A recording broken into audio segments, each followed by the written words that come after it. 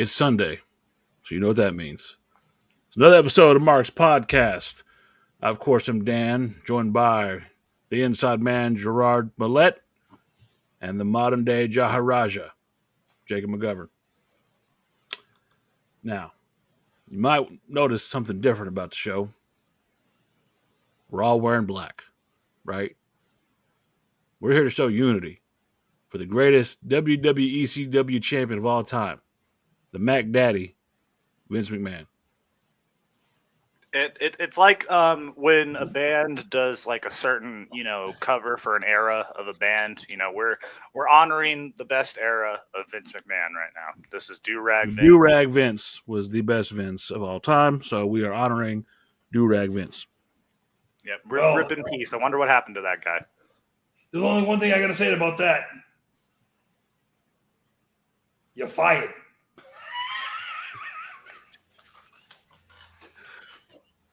So, anything interesting happened, during the week, guys? I know there's a fight that happened. We have to talk about that. Hey, listen, I told you keep that to yourselves. Just because I celebrated my anniversary, no fight broke out.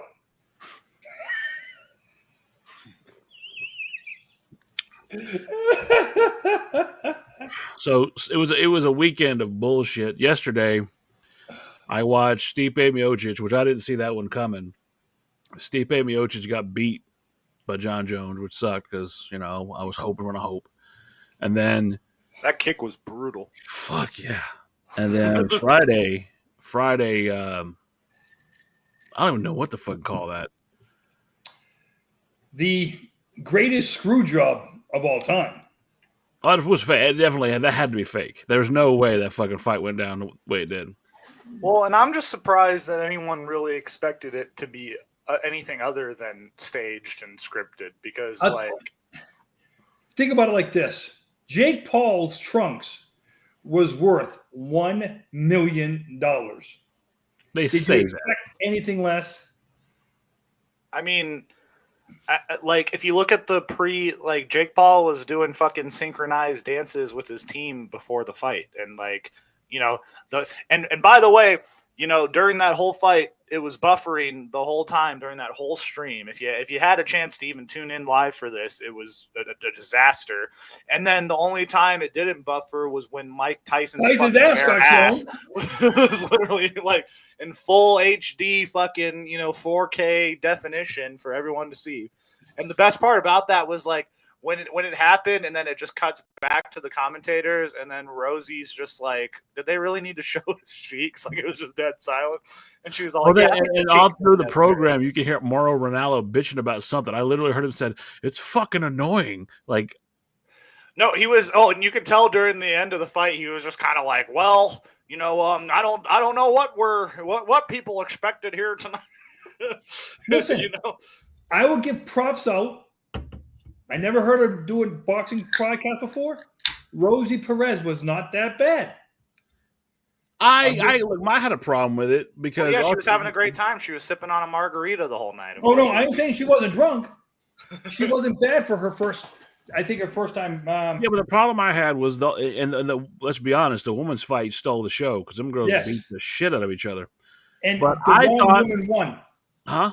You can say that all you want. I think the right woman did win because if you look at technique and look at the faces, the Puerto Rican chick, minus the fucking cut. She gave more headbutts than that was their style of fighting. She was running right into her head. She gave more head in that fight than fucking Sunny did in her whole WWE career. It's she was just she was leading with her head the whole fight. Well, okay, so if I run into you with my head and then you decide to run into me with your head, I mean, look. Well, to be fair, Dan, I think if you ran into me with your head, I feel like I would be obliterated. But at the same time, we both have big heads here, but wait, hold on.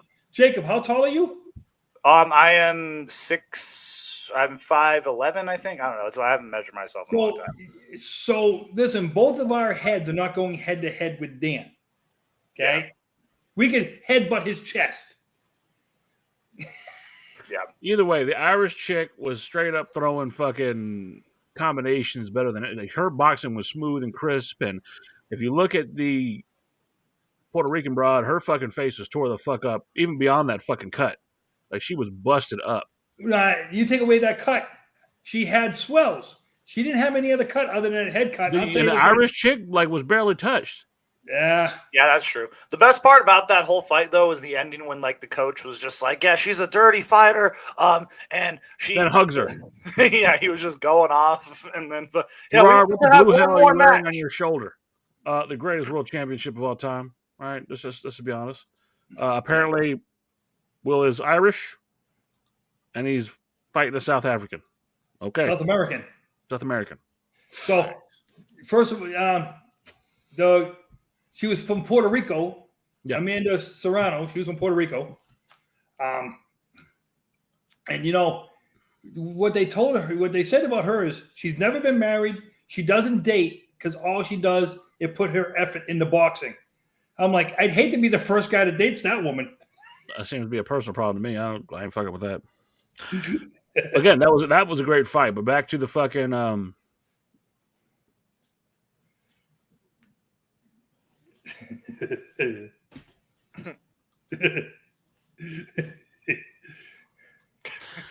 the Tyson fight. I don't know what that's about. I don't.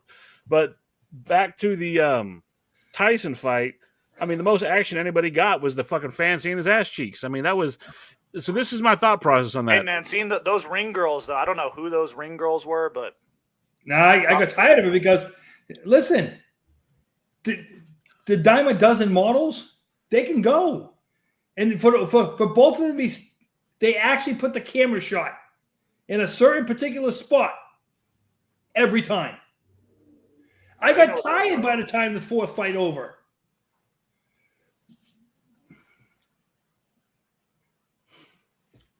But let's take away the fighting action. How is the WWE responding with saying, hey, come January 6th, you paid us $500 million. Whether it's working or not, we're still getting our money. Yep. And, people ain't got to be calling WWE saying they couldn't get it. I don't think Netflix has that many phones where people can call and say, what's going on? What's going on? What's going on? What's going on? December 25th, I think it is, they got 2 games for the NFL. They better have their shit together for those NFL games. I mean, to be fair, I don't think they're going to have like 60 million people like tuning in to Raw live on Netflix or, or NFL. Maybe NFL, I don't know.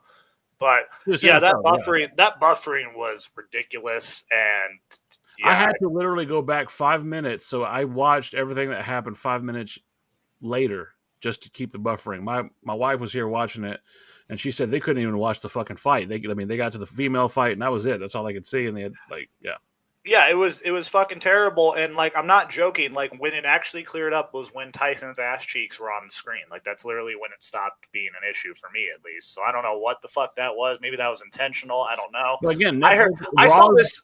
Wait, hold on. What? Sorry, didn't mean to interrupt.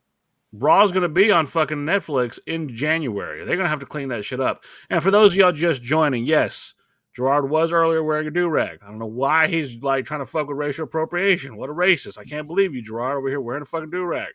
Quit fucking with my culture. Gotta commit to it, man. Yeah, man. Me and Gerard are gentlemen of color. We can wear do-rags. And Gerard thinks he can just come in and take our culture. How dare he?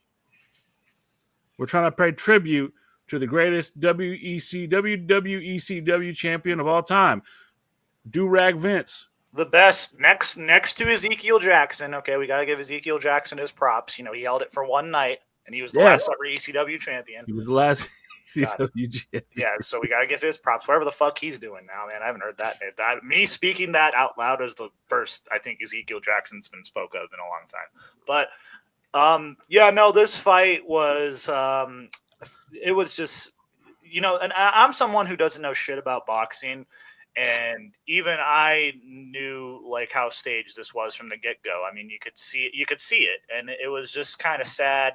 And then, you have Morrow in there going, oh, I guess Father Time is going against Mike Tyson. And Roy Jones is talking about Tyson biting his gloves. He's been doing that for years. Yeah, and they would not shut the fuck up about that. They were like, oh, yeah, Tyson, I don't know what is he doing with his glove there? And oh, my God. He's wearing a knee brace. He's wearing a knee brace. His legs are shot. It's like, I don't like Tyson's legs here, man. I don't like Tyson's legs. It's like, okay, we get it, Roy. You don't like Tyson's legs. And he made it after the fight. Say that.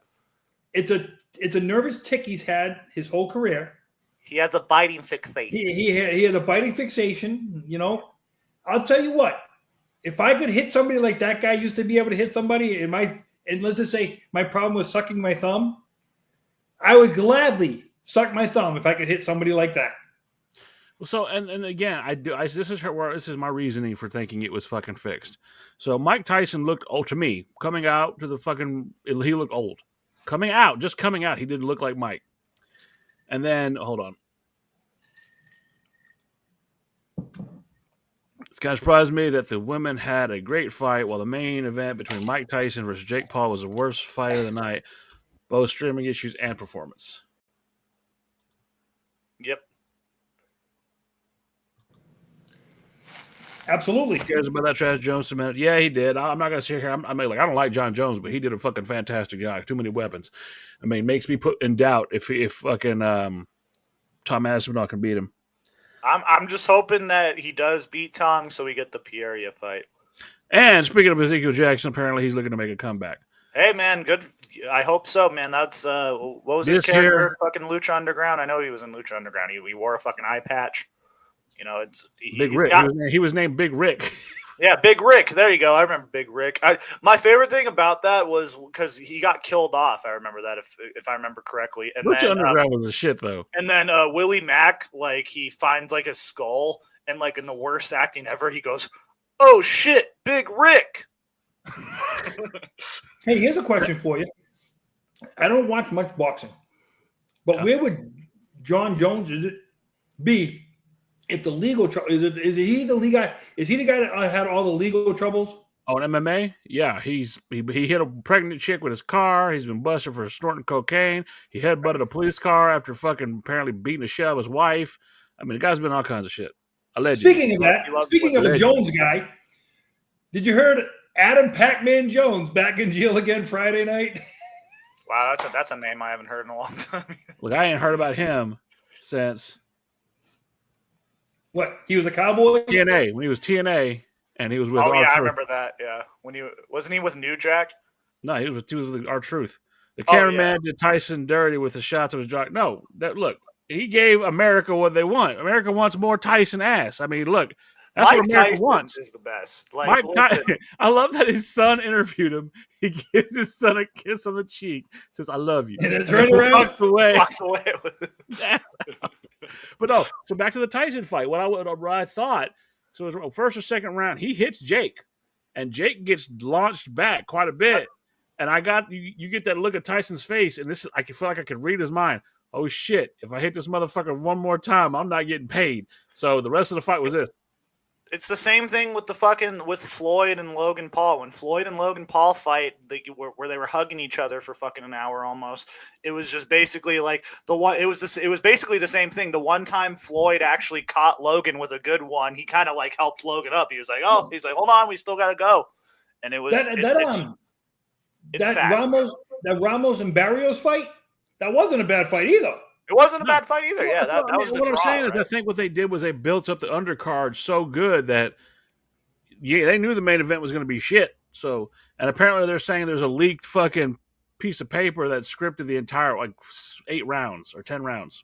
I wouldn't. Well, you had Jake Paul coming out at the press conference going, "Yeah, I just didn't want to hurt him, and I didn't want to hurt someone who didn't need to be hurt. I could have ended the fight easily." And it's like, okay, dude. Well, he's also now challenging the zombie of Muhammad Ali. He said, "My next fight is going to be." I hear Pritchard Colon is next. He's also talking about he wants to challenge the legendary 100-year-old Jimmy Carter. He wants him to come out of retirement. Wants to fight Jimmy Carter. And he wants a real challenge. Where is Buster Douglas? He would like to fight Buster Douglas. No. He wants to fight Draws, too, as well. I think. He wants to become the greatest white boxer of all time. So Rocky Marciano, he's already Rocky Marciano. Rocky Marciano. Rocky Marciano was good, but compared to Joe Louis, he wasn't shit. He beat Joe Louis's ass. Joe Louis was 173 years old when they fought. All right, here we go. Every time we start talking about boxing, some white man got to pull Rocky Marciano out of his ass. But yeah, see, Will just said it in the chat. It's like that. Like Floyd literally had to pick up Logan from the KO. It was sad. And like, well, apparently Logan didn't get paid, so. Well, yeah, no, and then even afterwards, you have Mike Tyson. Oh, I want to fight Dick the brother, and then Logan Paul is like, "I'll kill you." Yeah, well, put it this way: as slow as Jake moved around that ring, Logan at least would move around that ring 300 times quicker. Now, mind you, if Logan got one punch by Tyson, he'd probably be a quadriplegic for the rest of his life. But Tyson, after what we saw Friday night, I don't think Tyson could catch him.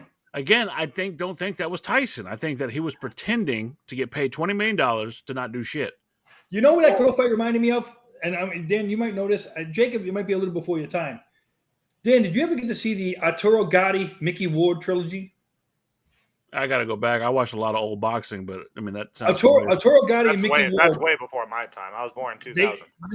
This was the end of the 90s, early 2000s, and they actually stood in one of their fights. They stood in the middle of the ring for the 12th round, just throwing haymakers the whole 12th round, just right in the middle of the ring. It was that's remnant of fucking Hagler Hearns. I mean, go back to like Morales versus Barrera, 1, 2, and 3. You know, like any of those fights that the fucking old school Mexican fighters used to just do that. You don't have that anymore.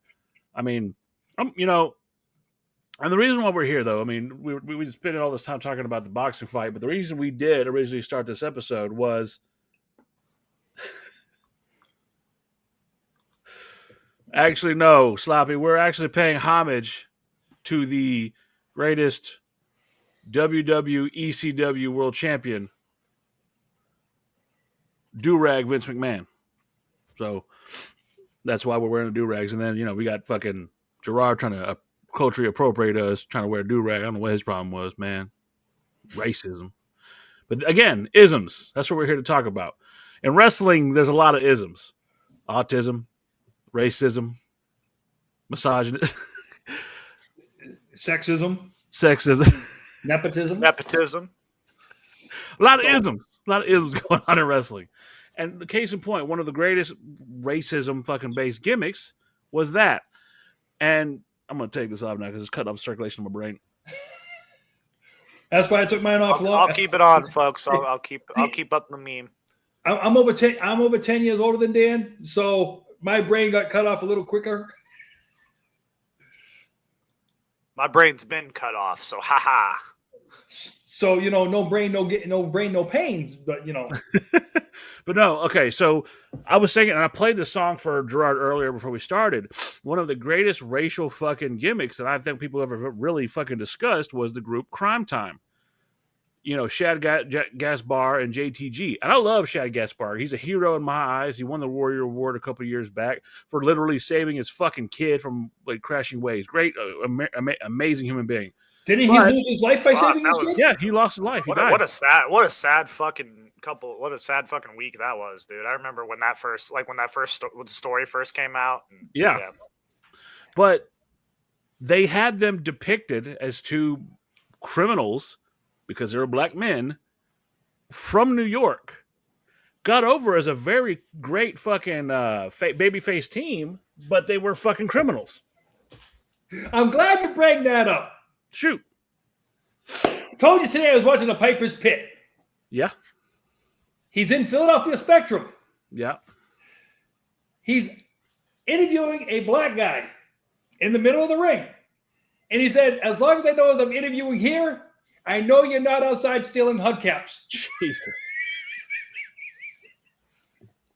Well, I mean, and you even had, like, with Crime Time, like, it was so, like first it came out, like people don't realize Crime Time debuted like the end of 2005. Like they debuted like pretty early, and then they got taken off TV for like a year, and then they came back. And like during that, like they were supposed to be heels initially, and then they got over with the crowd huge. Especially when they stole Lita's thongs. Yep. Yeah, and it's like you have a lot of that, and the opposite side of the coin, one of my favorite gimmicks in all of wrestling, the Mexicools. They're riding out on lawnmowers, wearing boiler room outfits. It was beautiful, like that. That was the best. Let me ask you guys this: in today's wrestling, okay, the stuff that we watched in the early 80s, like I said, something like that with Piper, they took more risks crossing the color barrier then. Well, you're talking about that, but what is the greatest fucking racial fucking program that Piper ever had? Bad News Brown. Yeah. That's what he I'm saying. painted it half his fucking, like he painted his entire body with that acrylic paint black. So my question would be like this is, have we gotten so soft as a society? Like I say it all the time. Archie Bunker's basically off TV. But Red Fox, Sanford and Son, and George Jefferson, the Jeffersons, is still on TV. If you ever watch their shows, what are you talking about, dummy? Though they were more racist than the white people.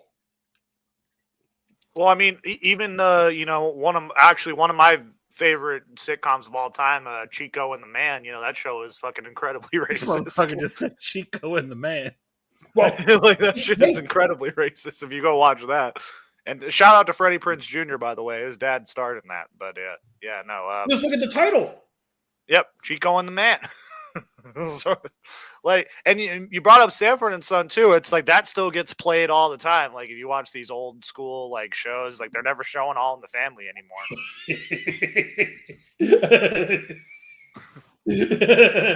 Okay, listen. Somebody get their Red Fox book out. Okay. But again, if you go back to that age, Red Fox, I mean, that was an older Red Fox, but Red Fox in his prime was a racist fucking comic. Paul Mooney. On TV. Even on TV. Yes. What did he call his Lamar's Spanish friend? He called I'm trying to remember what he called those it's a family program, Gerard. It's a family right. But then he listen. I was watching an episode one time and he goes into court and he drops an N-bomb right on TV. Boom. Well, we were talking about this, and me and my wife were watching the show Everybody Hates Chris. Even that, it wasn't even that far back. That fucking redheaded little bully kid was fucking dropping N-bombs, hard R's, just fucking like whatever. It was telling a story. And so that's where I'm getting at, though. Look at WWE, and I know we're joking around talking about fucking do-rag Vince, right?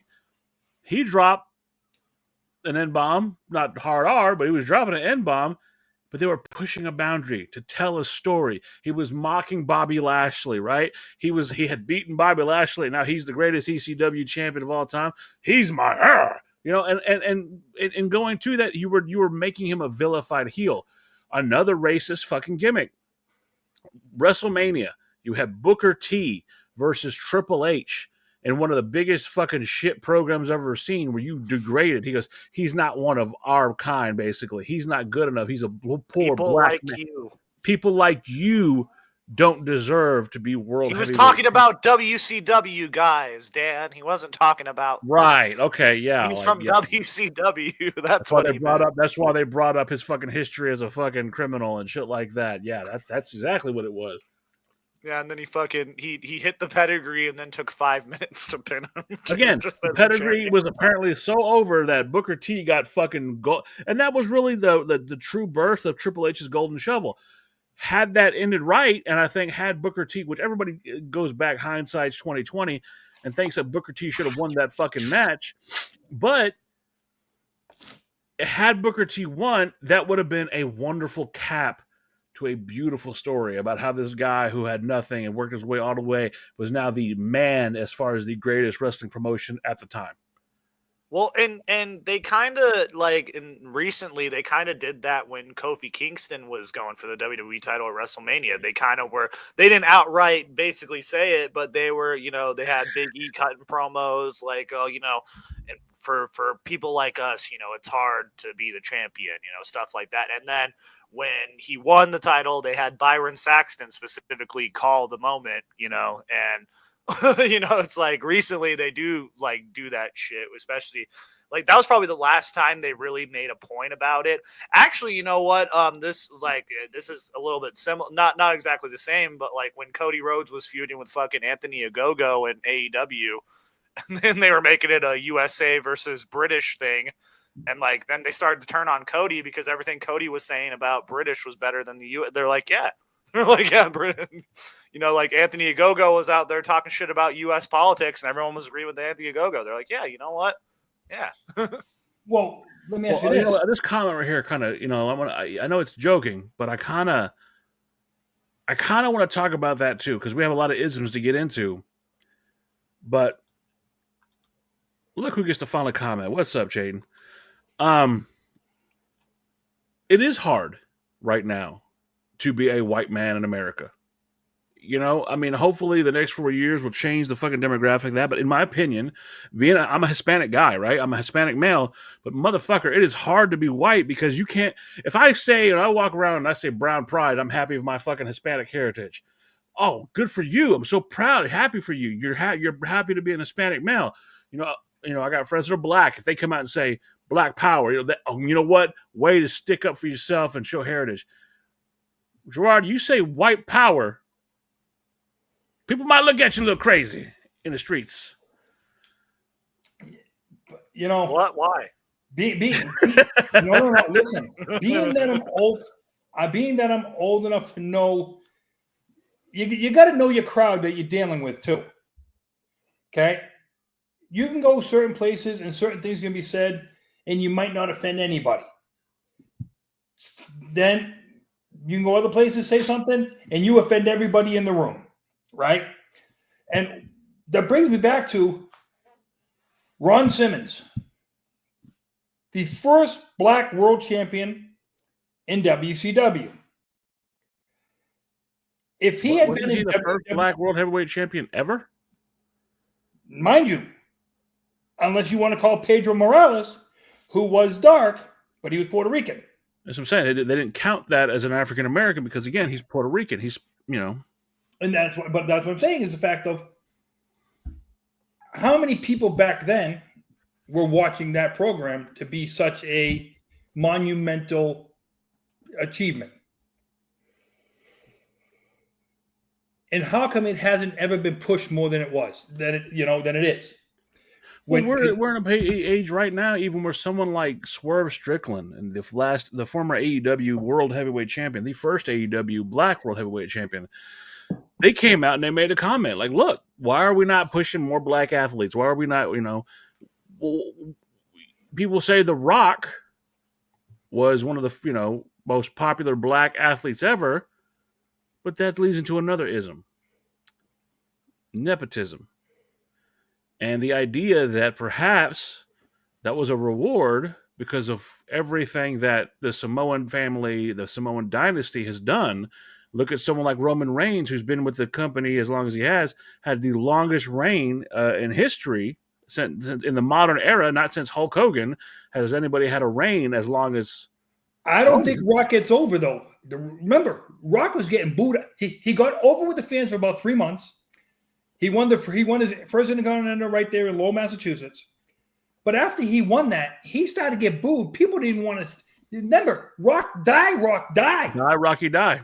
Okay? It took him turning heel and actually saying to Vince, "Can I talk in the microphone once?" Vince gave him the chance to talk in the mic one time. And it changed his whole career. It put him to the stratosphere just because Vince gave him the chance to talk on the mic. He don't give him that chance to talk on the mic. Where does Rock go? He might have been back to the minors. He might have been cut. He would have had like the same thing with Cena. If Stephanie never hears Cena rapping, Cena's gone. Well, then let's fast forward to Roman Reigns. Roman Reigns He was ended in up the same slapping position. Stephanie's ass too. I just have to point that out there. Like during that time, he ended up doing that. So Cena made it out good. I'm just saying, like Cena's a good case in wrestling. Trust me, he didn't smack that ass without getting permission to smack that ass. Oh, I know, but like Stephanie made him. Stephanie wanted him to do it, obviously. So there you go. Anyway, but get back to like Roman Reigns. He's also part of that Samoan dynasty. Does he? He's another one. He was getting booed out of the fucking arena. Had COVID not have happened, I don't know where we're at right now. I really don't. Put it this way. They struck gold with two things. COVID and McMahon having to step down. Yeah, I think McMahon probably would have stepped down eventually, but Roman, he was always going to be a babyface in Vince's eyes. Vince was never going to fucking let up on, his decision. The only reason why they turned him heel in the first place was because there was no audience, was because they were like, okay, well, let's try something. And then it ended up working. And now it's like, I think like if Roman were to ever put on the tactical vest and like, go and do like a reunion, like it would look like beneath him almost at this point. Like, if he were to do that. It depends on who's in. Listen, I'm going to tell you this right now. What you got coming up in Survivor Series right now, he's going back into the ring with what, Seth? He's going to have Seth on the side again. Do we know that yet? Oh, you got Reed on one side. You got Bruce Reed on the. I understand that. We don't know that yet. We can speculate all the fuck we want. We don't know that yet because remember, I'm hoping a certain wise man comes back and maybe enlists the help of a second city saint, for the war games. That's just pie in the sky thinking for me. Unless the wise man come back and brings a beast with him. Hey, listen, if that happens, that would be fucking awesome. And like, because he wouldn't even have to travel out of the country. He wouldn't. He would literally have to drive a couple hours. That's all he would have to do. Yeah, that's what I'm saying. He wouldn't have to leave the country. He could go, so a couple hours flight from his home. He could come do the show, have that match first, be back at home by the end of the show. Because with Brock, if I ain't last, I'm first. But you also understand that they're not bringing Brock back anytime soon. And I was about to get to that. It's unfortunate because I don't see them bringing Brock back because the PR that would happen with that is like I could just see immediately like Brock comes back and Brock Lesnar is WWE brings back Brock Lesnar when he's still in sex trafficking lawsuit with Vince. But he wasn't involved in the trafficking lawsuit. His name was brought up. His name was brought up, and his name wasn't even brought up. It was just that's why you do it in Canada. That's why you do it in Canada. It goes back to public opinion, and I don't know. Look, and I've been vocal about this. I've been candid about my opinions that Brock Lesnar had a fetish potentially. Brock Lesnar was given a bad rap because he's been implicated. It's okay, The motherfucker was like into pissing on people apparently, right? Yeah, I don't know I don't know the lines of this shit, but the motherfucker was into pissing on people apparently. Never said that he raped anybody. Never said that he never fucking touched anybody. He just apparently had and he cheated on his wife, apparently. Okay. Apparently. Allegedly. And then you got people, and I love woke culture. I love the shit out of woke culture. I watch them damn near every fucking morning, and they're fucking dogging him out as being a horrible human being. He does, we don't know the fucking situation as far as that goes. We don't. We have what a weird fetish to have, by the way. Sorry, not to king shame anyone, but man, piss. That's just so what weird. I'm saying is, hold on, we got another comment here.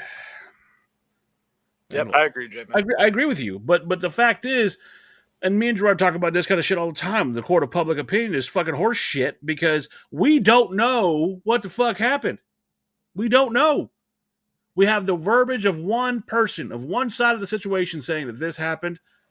We have a lot of testimony that says this happened, but we don't know what the fuck happened. But either way, in all the testimony, Brock is guilty of two things: liking to pee on people and maybe cheat on his wife, that's between him and her. That's correct. That has nothing to do with us. From what we told, though, Brock never got the chance. Yeah. He never even got the chance. So, telling somebody you're going to kill him and then never killing him, where's the crime? I feel like Dan interviewed someone who has a similar opinion like that. You know, if you just where's the crime? I don't know what happened to that guy. I mean, he was a big fucking Red Sox fan. I don't know what the fuck happened to that guy. Yeah. But no, like it's with the Brock situation, like Brock was just named in a text message, essentially. Like that's what. And apparently he was too drunk to get it up and whatever. Went back to home or whatever. Yeah, and like so, like Brock is Triple H. Triple H even said on the press conference, he was like, "Well, they're like, what's the deal with Brock Lesnar?" He's like, "Brock's out being Brock," and I'm like, you know what? That's probably accurate. Brock's just out there being killing Brock. Wild animals with bare hands and making jerky. Fuck, I don't know. Yeah, he's out there. Like, you think Brock doesn't need this shit. Brock doesn't care either way. But it's like I think it'd be a cool moment to have Brock back. Because it'd be interesting. I still want Brock versus Gunther. I know we get on this tangent, but it goes back to it. I don't give a fuck what Brock does. Brock can do it. Brock doesn't need this shit. He did it for the love of the game and because he had a fucking respect for a guy that he considered a father figure. Hey, look, here's a question for you. And the thing is too is if we saw the Brock Lesnar that we saw the past 5+ years when he was here the first time, because for the past he came back, him dancing in the ring with the briefcase, him actually enjoying the sport. A guy that big to enjoy the job that he's doing, and listen, as scary as he was when he first started, the man that he was before he left right now, that guy, I enjoyed his comedy antics. I enjoyed him having fun because, when a guy that big has fun, it makes an enjoyable experience for the fans to watch him. And he learned how to work. Brock Lesnar actually learned how to work. And when you learn how to work when you're that big, you're hoping the guy that you're in that ring working with. That's one of the few things I think Vince did very well towards the end of everything is that like from destroying John Cena, with the birth of Suplex City Bitch and I wasn't a fan of it at the time, but him beating The Undertaker, building that up and making him actually a viable threat to anybody. Because if you remember going back to that night, everybody was like, oh, what Brock's not going to do, well, Brock's just another fucking notch in the belt. The Undertaker's never beaten Brock. As far as I can remember, The Undertaker has never fucking he hasn't. Going back to all the way to the Hell in the Cell match when he won the bloodiest Hell in the Cell matches of all time, Brock versus Taker destroyed him there. That's part of his legacy. So not many people have the win-loss record against Taker like Brock does. Maybe I think Mick Foley has one too. But I was going to bring this up, talking about the isms again. Is there something to be said that Brock is being vilified possibly because of the color of his skin as well? No, I don't think necessarily. I think he's being vilified in this situation because, I think in general right now he's being vilified because of his Vince connection. I think that's the big issue here, and I think I don't know. Like, okay, let me say this then. Let me reword that then. Is Brock not getting the benefit of the doubt from a majority of people? Say this was Bobby Lashley. I don't think he's going to get the benefit of the doubt for one reason. If we had heard this report of Brock Lesnar doing this on his own, this is a no-issue story. Because of who he's associated with doing this, that's why it's a story. Now, it becomes a bigger story if this Brock Lesnar had been Bobby Lashley. Why is that? Well, let me put it to you this I'll tell you why. Well, let me ask this: what if it was Randy Orton in this situation? Nope. Do you think, do you think we would get the same? You get the same. If it had been Bobby Lashley, you would have had real media outrage. Because why? A black man being accused by a white woman.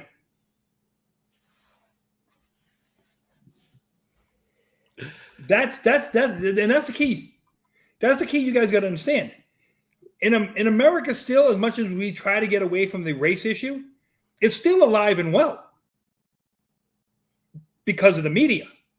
The media plays it out to be either better or worse than it should be. And if you had a true black person, like a Bobby Lashley, somebody who was high up that was accused of the same thing, I'm thinking this is a blown up thing because you have a black man accused of doing something like that to a white woman.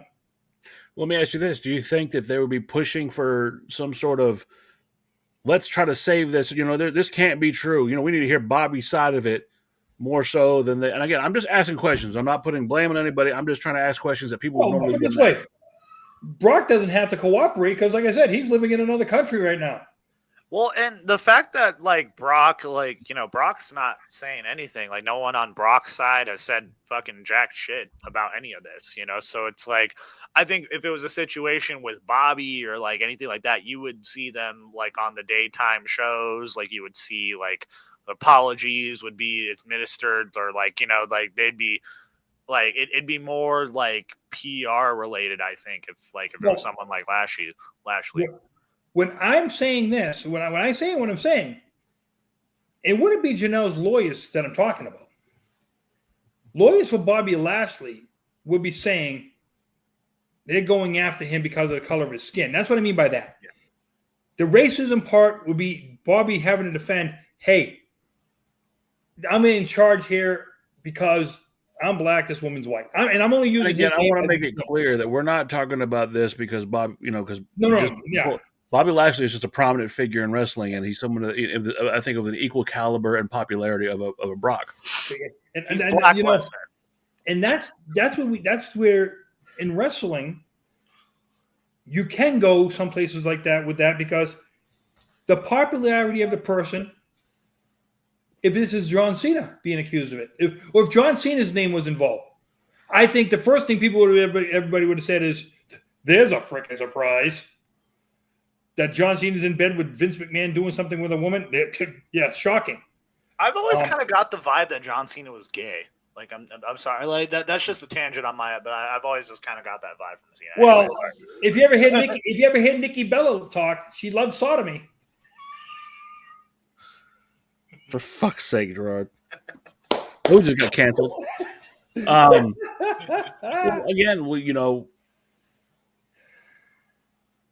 look at something like what happened with the Velveteen Dream. Yep. And here's the thing: they had him back after that whole after that controversy came out. It was out there, and they had him return. But the outrage was so fucking great that he ended up leaving again. Yeah. And then he came out when he finally spoke on it and said, "Look, I didn't speak on. I have proof. He showed everybody the proof that it didn't happen." But he had a mental breakdown. He literally had a fucking mental breakdown, and it just fucked with him, so he couldn't say anything. And but it's like, I think you guys have heard me say before. The person who comes out with the story first, good, bad, or indifferent, holds all the marbles. They hold they got all the cards in their hand. Because it's very, very cheap to say you're guilty.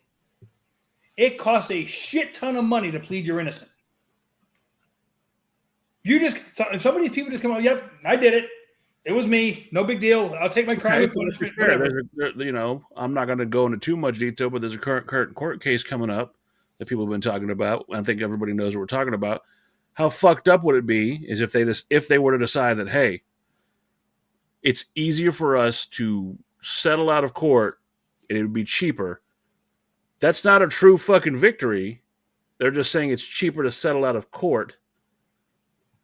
How fucked up is it if they're not guilty of anything, yet they're having to settle out of court? And the victims feel vindicated. Yes. Even if potentially they're not victims. Now, if you get the victims to come out and say, we're not getting our day in court, but we've agreed to this because it's in the interest of both parties, because the alleged perpetrators of the crimes are dead. So we know we have enough overwhelming evidence to go forward. But for them, they add up their bean counters, basically added up and said, hey, it's going to cost us such and such amount of dollars if we just paid that out to the victims. But the alleged victims. Let's say it like it is, alleged victims. Yeah, but the alleged victims, So if it's going to cost us $3 million, divide that by 5, that's $600,000 each. Hey, we'll pay them all $500,000 each. We'll throw $500,000 to the lawyers. That's $2.5 million. Bada bing, bada boom. Case goes away. They admit no fault though. And the victim, I mean, the alleged victim. That's not what the court of public opinion is going to see. They're going to see these motherfuckers straight up. Right. And you know, we say it a lot.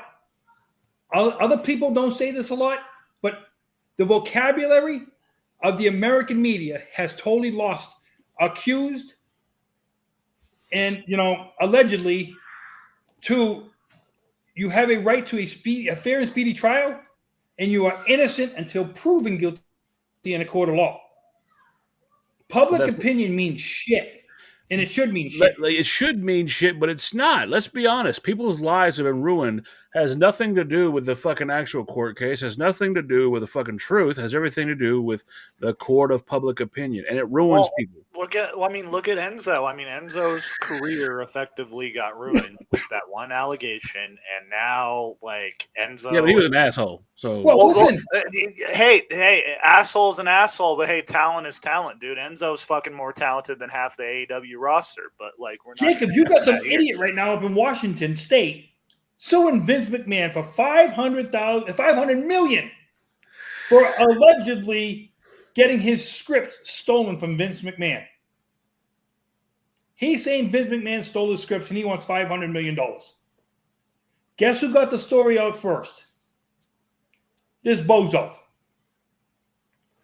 Now, if you want to sue Vince McMahon for stealing scripts, I mean, you gotta Look, if you want to sue Vince McMahon, get in line. Shit, everybody's trying to fucking sue us. Yeah, it's like, again, I don't even like the motherfucker, but I mean, look, he's kind of looking for a payout. You're going to tell me he's not just looking for some kind of a payout? Because I feel like everyone is now because, you know, it's fucking open season for Vince right now. And everyone who... Again, I agree, and I don't even like the motherfucker. But yeah. It's open season, and it's like, you know, we're getting to the point where I think Vince dies before anyone gets kind of compensation for, you know, quote unquote. Listen, that's just me speculating, but I think Vince dies before anything gets resolved. You know, I'm hoping that in the next couple of weeks, I am so hoping this man comes out and he's healthy as hell. I'm hoping he's healthy as hell. Hoping.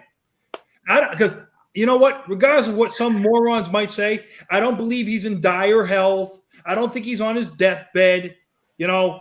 Imagine like pictures come out with Vince and he just looks like 10 years like he looks like Vince from 2005. My understanding, people close to him have said that he's still working out, still doing things, still being Vince or whatever. Yeah, like Vince, like he you know, he has like a full beard and like a full head of hair. He's going out to breakfast with people. You know, the misinformation. There's the other thing too, guys, is the misinformation that's out on the internet, out online. And people buy into that misinformation. That doesn't help it at all. Between the racism, the nepotism, the sexism, it doesn't help it at all when the misinformation that's out there makes it harder for the true people that want to come across saying the right stuff.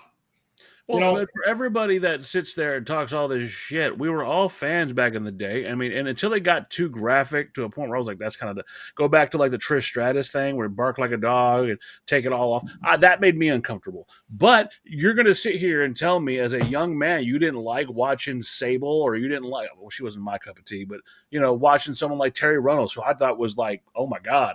It was exploitation. It's fucking great. It's still sexism. I still watched the shit out of it. I still loved it. It was like I was a young man. Dude, I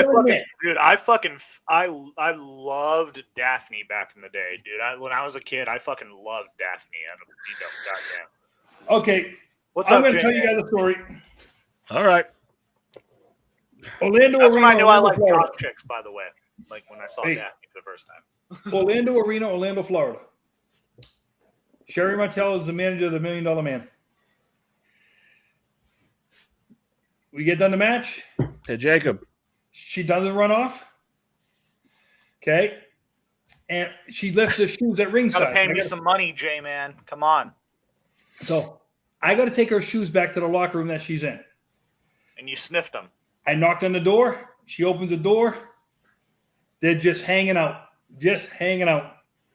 And I bring him in, I put him down. She goes, "Oh, thank you." She's talking to me. I was in there for about 2 minutes.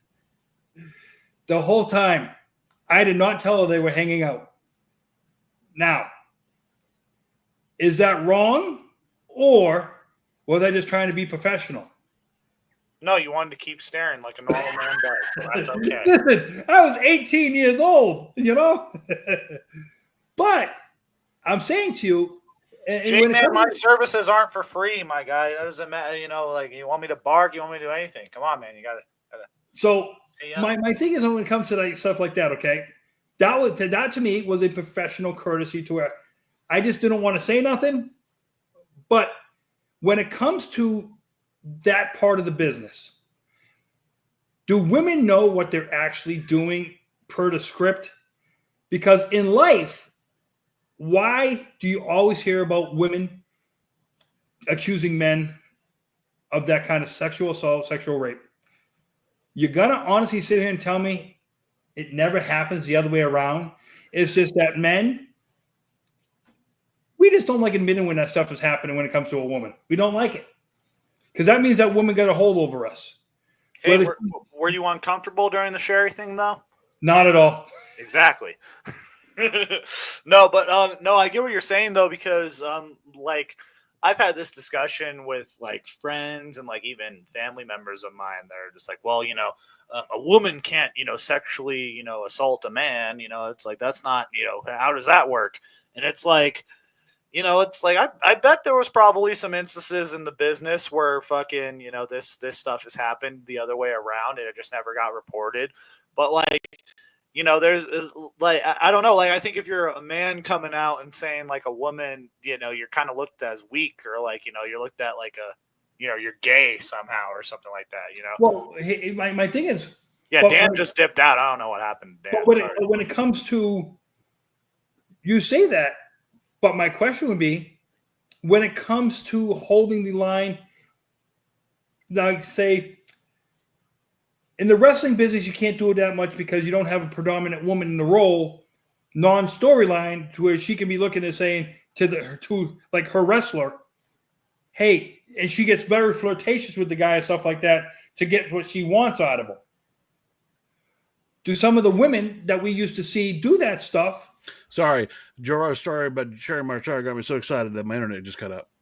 I love how J-Man is like the unofficial producer for this show, because like when something happens with Dan, like J-Man's always like, yeah, no, it's probably connection issues, or like, yeah, or like Dan, I talked about Sherry dropping like when Will was trying to get on, J-Man's like, yeah, no, it's only this. Look at this. Look at it. Yes. I never see him come back smiling that much. We got him excited talking about Sherry. No, but you've told me that story before, but I don't think there's anything wrong with that. You're a young man. You find a fucking beautiful woman attractive. Hell, like I told you, I thought that like when the internet was a thing, I was looking up fucking Terry Runnels to see if there was any shots of fucking her naked. Because again, say what you want, we're young, hot-blooded men who find that shit attractive. And well, hey, man, you want to talk about like the. Like, hey, man, first of all, Sherry Martel was just fucking the picture of class, man. That woman was great. So, goddamn you, Gerard. But, no, it's like, you know, in wrestling, especially nowadays, like, there's such, like, a stigma with that because, like, you know, especially in AEW, like, now they're, you know, they're kind of going that route with the women. They're kind of sexualizing them more a little bit. And then in WWE, they kind of don't sexualize them at all. Like, because the women in because you want, and that's good that you bring that up, because the women in WWE, I think they've taken that turn. I think they've taken that big turn, to where they don't need to go to that route anymore. To where in AEW, maybe they're thinking if they go back to taking that turn, it might bring the ratings up because nothing else seems to be doing it. I mean, I think it would definitely work in their favor. It would bring the ratings up for sure. But and beyond that, I think that's okay. You know, like look, it's fine. It's fine. But like, there's nothing wrong with that. You got cut out. You got cut out when I was asking Jacob this question. We always hear about the women claiming sexual harassment or rape against the man. How could we never hear it the other way around? Is it because we don't have that's a big pull because, and again, not to be a fucking sexist, not to be, it's a lot, men are bigger, we're fucking stronger, it's a lot more possible that a man can do that, especially in that business. The guys are fucking jacked and, Well, no, because I'm saying it's because I asked him, is it because there's not a prominent women promoter? I think so, but like I mean there really isn't a prominent women promoter like anywhere. Like there really Stardom in Japan and all that. And I feel like AJ Lee probably could have been that when they revamped WoW, but fucking when they revamped WoW, but fucking Tessa Blanchard shat all over that, so that ruined any type of buzz that was going to happen. But okay, so going back to what you were saying though, for every step I think that we've actually made progress in, trying to make us more, I guess, civilized and less like fucking savages and shit. We're not taking some things into consideration. This is the OnlyFans generation. All right. Anybody of prominence that has a decision who wants to make extra money knows that they can go on OnlyFans and sell pictures of them in fucking thongs and bikinis and shit and make a shit ton of fucking money. And guys are going to go and watch that shit. Simply, they're not watching it because they're talented in their thongs. They're watching it because we know what they're fucking doing. They're sexualizing their body. They're making the choice to sexualize themselves for an extra coin. Hey, I'm not knocking you for that. Hey, but don't fucking sit here and tell me that you're above all of this fucking sexualization talk and that, oh my God, I don't want to show my body on television. Hey, you don't want to do that? Fine, but you're selling your ass on the internet. Well, and here's the thing, look at Mandy Rose. What happened with her? They got rid of her because of that, because she was literally just out here showing her ass, and and she. Who was the other one? I forget who it was. Lacey Evans. Oh, Lacey Evans. Well, Lacey Evans was afterwards. I feel like. Yeah. And then she got released. The girl that was the MMA fighter, Shayna Baszler. No, I'm just kidding. No. She's there now. She's still there. No, the one who's the MMA fighter that. Paige Van Zandt. Yeah, yes. Her and Mandy Rose did something together.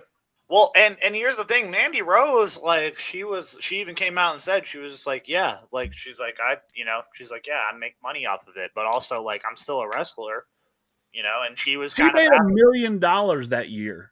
Dude, and good for her. And then, but she even said she was like, I wasn't trying to take away my income from wrestling. She's like, I know she's like, I wanted to wrestle, so it's like. She even says, if you listen to her podcast, she's just like, well, I just kind of went this route. I made, but now I'm making money for it. It's like, all right, shit. Well, Listen, man, if I was making money, if I had the opportunity to make money from taking pics of my fucking sweaty feet and my fucking ass and shit, I would do it, because that's a no-brainer. My problem with that is, who be the stupid people to pay you? Well, it's like no one would pay for that shit, but it's like people. But you have motherfuckers who will pay fucking a nice sum of money for some fucking chick's bathwater. Yeah, exactly. And it's the women. It's a double-edged sword. Like the women know what they're doing with this, but you have someone like Sky Blue on AEW who literally her whole gimmick is her showing her ass, and then you have her come out on fucking Instagram. And you're like, oh, I got these weirdos. They constantly want to sexualize me. It's like, and that's why you're wearing tights that ride right up your fucking ass. It's look, we went to the AW event, and you could look. I could almost see what the girl had for breakfast. That's how fucking high them fucking trunks are. And here's the thing: I went to a show and fucking, I went to a live event and in WWE and Xia Li. Remember Xia Li? She was wearing a thing like her whole ass was out, and no one cared because it was Xia Li. Sorry, Xia Li, but it's like you can't just come out here and fucking do that and then wonder why people are sexualizing you. Well, you have someone like, and here's the thing, you have someone like Abaddon who kind of wore something one time and then people started sexualizing her and it made her uncomfortable, and now she's come out and said she's like, yeah, I'm not wearing short shorts anymore. Well, here's the thing, Jacob. You know what gets me a lot is, okay? Welcome back, Solo Season. The women who complain that the fans touch them when they're going up the aisle, right? Hold on. I think I know where you're going. No. Let me say. Okay, no, hold on. Good. Those same fans are touching the men the exact same way. Are they? Now, hold on. If a fan reaches out and grabs a breast, that crosses the line. But if I'm just going to pat a woman on the shoulder, or if when she's walking by or something like that, like, you know, there are some guys out there who smack a guy on the ass because some guys might think of the old school baseball way. Yeah, go get him. Okay? Rod, I told you once, I'll tell you again, you don't get to touch my ass. No, well, and that's also my question. There's the other side of that though, because Alexa Bliss one time was like, you know, and like, you know, she was walking through, like Nia Jax was holding her, and you had all these kids just smacking her ass. And like, yeah, and I think that's a no. Let's be honest. No, okay? No, of course it is, but it's just like that's a double-edged sword. If it's a guy getting done it, if it's one of the guys getting done it though, is it a no? Yes, I feel like Finn Balor would enjoy that though. Like if he was getting, it doesn't matter. You shouldn't fucking ever like look. If you're putting your hands out and you're getting a fucking hand slap from a wrestler, awesome. If you're touching him on the shoulder, that's a neutral zone. Okay, that's great. At no point should any person, man, woman, whatever, think it's okay to touch another person in an erogenous zone by any stretch of the imagination. The ass can be considered an erogenous zone. Well, and Jesus Christ, like go back. You remember the WrestleMania 15 Rage Party? Like go back and watch that. Like when Sable was in the crowd, bro. Like it was oof. Well, I'll put it like this, guys. We always had the cue of. Most people don't realize it like this. If you're a fan and you actually get your hands on the barricades, you're in the wrestler's zone. So a wrestler can always perceive that you're threatening him just by your hands being on the barricade, because the barricade is technically part of the ring area. Yeah. Okay. And you would have beer mouth want to try and challenge guys while they're holding onto the barricade. And you'd have some prominent wrestlers who would take that as a, hey, we gonna get it on. Well, but, and then you have people who jump the barricade and then, you know, make it. The good part about that was, though, fan touching the barricade in an aggressive manner, wrestler just looks at security and says, get him out of here. That's it. If you got your hands crossed like this, he can't say that. Yep. You know, and now, when we talk about sexualization, too, is the women, as we all know, do it more in the ring than the men ever will do it. I mean, you guys remember Adrian Adonis, Playboy Buddy Rose, okay? Back in some days, Gorgeous George and stuff like that, where you'd have your flamboyant wrestler. Gold dust. You can't, and the sad thing is you can't have that today at all. Like you can't have. And why can't you have it today? Because people will get fucking outraged. If you have a guy out there like pretending. Who was the guy that had the valet her name was Precious? Terry Garvin? Yeah, no, from the Freebirds, yes. Yes. Terry Garvin. His gimmick was Gorgeous Jimmy Garvin. Jimmy Garvin was, again, his gimmick was all about that. He was one of the Freebirds for a little while there. But again, he came out and he was all about sexual. I'm the most beautiful man in the world. One of our favorites that we talk about all the time, Rick fucking Rude. Hey, Val Venus. Well, they did it recently with Angel Garza and Humberto Carrillo. They were out there. They were the Los Lotharios, and they were doing the kiss cam and shit, and then they immediately got rid of it because, like, I guess someone said something.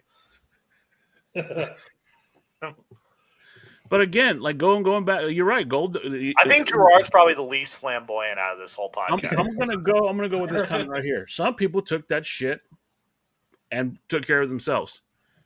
When you see that, Gold does slap the hell out of people for touching his wife. You know who else would have done that shit?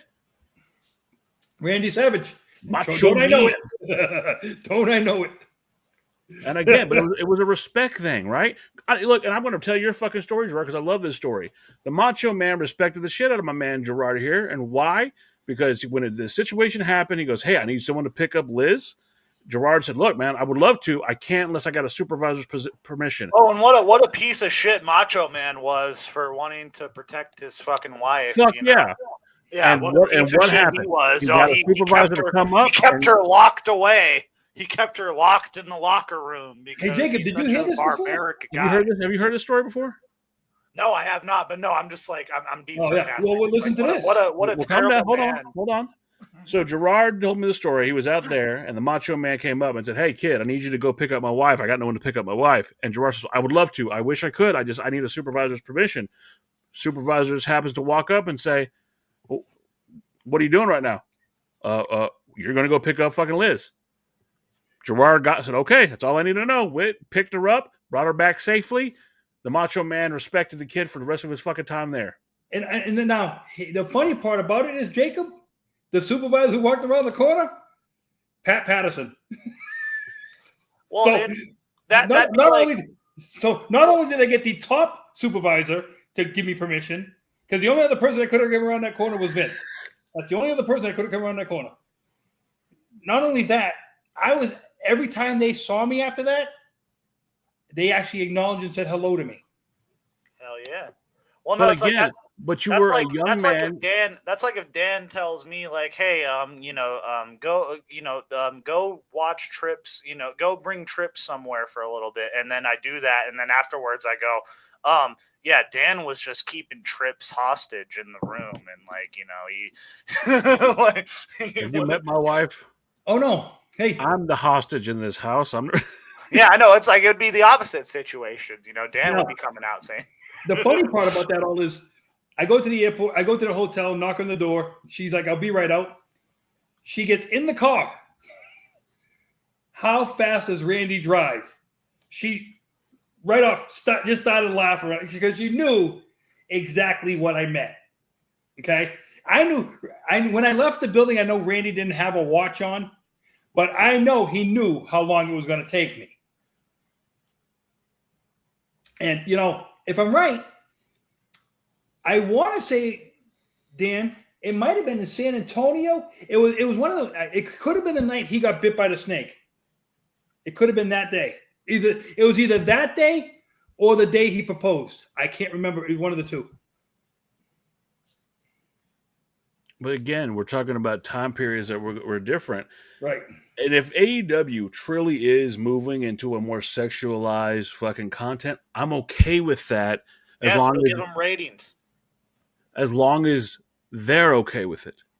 I'm fine with that. I'm fine with going back to a bit of a throwback where I think Paul Heyman once said, we had the best wrestling. We had the hottest women. We were putting beautiful women out there who were wrestling with men. We were doing all this stuff. They were innovating in a time where wrestling desperately needed it. And I think that wrestling right now desperately needs a fucking change, because as much as I do like this fucking bloodline, Roman Reigns, all this shit, I like it. We don't have predominant female figures out there doing. You know what was a big fucking change that I thought was amazing, that was just out of the box, even though it was an accident? Bloody-faced Becky Lynch, the birth of the fucking man, standing. She hates the fact that Becky Lynch calls herself the man. But standing, my mom does too. My mom doesn't know shit about wrestling, but every time I talk about Becky Lynch, she's like, "Oh, is that why is she the man? She's not a man." Dan, you just bring up something that you bring up Paul Heyman, and you bring up ECW. ECW used to sell a tape the night Kimona Wanalea got naked in front of the crowd at ECW. And she never really got naked. How many people bought that tape? Just for the thought of getting to see Kimona Wanalea get naked. I looked for years, motherfucker, to find that Kimona Wanalea. I love you. This is well before I knew you. I love you so much. But you were a teenager then. Yes. Okay. Well, hey, they did it in GCW before Chelsea Green got signed with WWE. She did a thing where she distracted someone and she flashed them, but she was wearing pasties, and all GCW tweeted out was "Oh, Chelsea Green just flashed," and it got all the views. People were like, "Oh my god!" Dan, were you watching the day the cat flashed? Yes. I also watched the day that Jackie's titty bop popped out when she was doing a bikini contest. No. Were you guys there when Mae Young flashed? Sable just ripped her shirt off of her. Sable just ripped her shirt right off. No, I'm talking about the time when Sable had the handprints on her stuff. Before that happened, if you watch, she was dancing, her fucking nipple popped out. No, and my dad goes, again, we're talking about not sexualizing. We're talking about not sexualizing women in wrestling. It's And we're doing it right. I remember. Hey, but listen, I remember when one time AJ Lee was doing like a thing, and like she did something off the top rope, and she flipped, and her shirt came up, and her bra was just showing, and oh my god, fucking 12-year-old me was we're having talking a great about time. like if I think that if the performer is okay with it, we're not forcing them. Again, let's not go to the whole Lita's sex show thing. She didn't want anything to do with that. And I think that's fair. If she doesn't want to do that, great, cool, awesome. She doesn't want to do that. Cool. What I'm thinking is if the performer is okay with it, it's something they're interested in doing, and they know that, hey, I have a wonderful, beautiful body. That shit sells. I would like to get some more shirts out there. People want to see my shit. Cool. Use what you got. Look, in the business that I've worked for my entirety of my life, I've worked many a club. I've worked go-go bars. I've worked gentlemen's lounges. I've done all that stuff. And you know what the fucking dynamic is? Men want to come and see beautiful women be at, exotic. That's what they do. I'll just leave it at that. Well, look at it like this. Yep. How many women in the WWE at the time got so over with the fans, Hugh Hefner came knocking on the door. Well, and here's the thing. If a Dan Playgirl came knocking for Sean too, so yeah. Well, and here's the thing. Like going back to what Dan was saying, like with people, like with the women being okay with this. Trish Stratus said in the Vince documentary she was okay with that. She was okay with barking on, like getting on her knees, barking like a dog. She was like, okay, it's money. That's what she said. You can go back and quote her on that. She was like, yeah, well. I'm gonna read this. Solo has not been here for a couple of fucking episodes. I want to read this. Men like women. Women like men. It's part of the show. It's no secret. If you don't want to be sexualized, don't do sexy things. Simple enough. Nobody thought mankind was a sex symbol. What a concept. All right? And no one's begging anybody to fucking pop a tit out. No one's begging anybody to, you know what was crazy? Mickey James was ahead of her fucking time, I think, and most people don't fucking get it. She pushed yes, exactly what Jacob just did. She did that shit in a match, and it was fucking WrestleMania 22, baby. I remember that. That was the first. That's the first WrestleMania I clearly remember. Well, I want you guys to remember something too. Okay, you think about it like this. People talked about it, is what I'm saying. When DX first started, and you had the women, they started with DX. But then they started doing it for Austin, where you just had the women flashing. Yeah. And guess what? They were openly doing it. Openly. And let me tell you a story. I went to a WWE live event. Or actually, no, it wasn't a live event. It was the season premiere of Monday Night Raw. I remember this. It was a live event. No, it was, yeah. It was the episode of Raw where fucking Lana came out and Bobby Lashley like made out on stage. Like it was that episode of Raw. And literally there was a chick in the audience, like in my row, who was just standing up flashing her tits when Randy Orton came out. And I was just sitting there. I'm just like, man. But again, it's the demographic you're serving to. All right, WWE. Well, I was just saying, I'm glad that era of wrestling fan is still alive. WWE in the heyday for me, when I really enjoyed it, was geared to your 18 to 35-year-old fucking male, right? And there was a time when you would watch DX come out, chicks would open their shirts just to flash them. That the most iconic moment in DX when Chyna came out and they more feminized her and she did the DX split. You see Chyna's fucking ass cheeks all over the screen. That was a time when I really enjoyed wrestling for multiple reasons. Multiple reasons. They moved to a point now where they're PG. It is what it is. They made that choice. We can't stop it, but you can't come back from that. You can't just change WWE's programming from kid-friendly. One name and all that, Dan. Who? Stephanie McMahon. The night she came out, the first night she came out with her boob job. Yes. Was it Jericho or Cena? Yes, it was Jericho that called it out. Jericho, yep. Think about that. No, but I had hope that one day they could go back, and you always have these people complain, oh, we got to get rid of the PG era. You can't. I'm sorry. It's just not going to come back. Well, you don't know what's going to happen start January 6th. That's all good and fine, but it's never going to go back to what it was, and I'll tell you why. Jacob brought up a point where he went to a wrestling event. He saw some chick flashing boobs. Okay, well, I went to an event, and it was in Dallas. It was the night they were setting up Taker versus Undertaker 1 for WrestleMania. Oh, I'm sorry, Taker versus Triple H 1 for WrestleMania.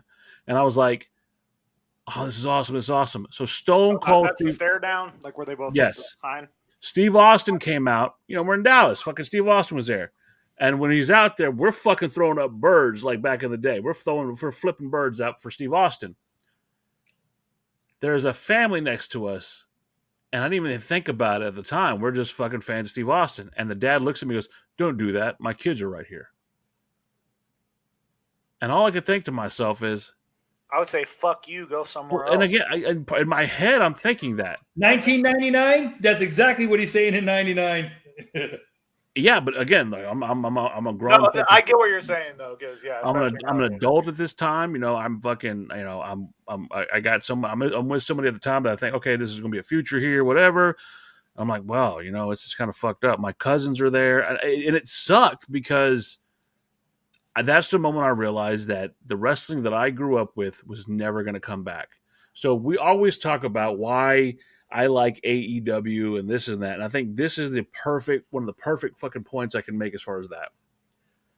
AEW has been more geared to your 18 to 35-year-old demographic.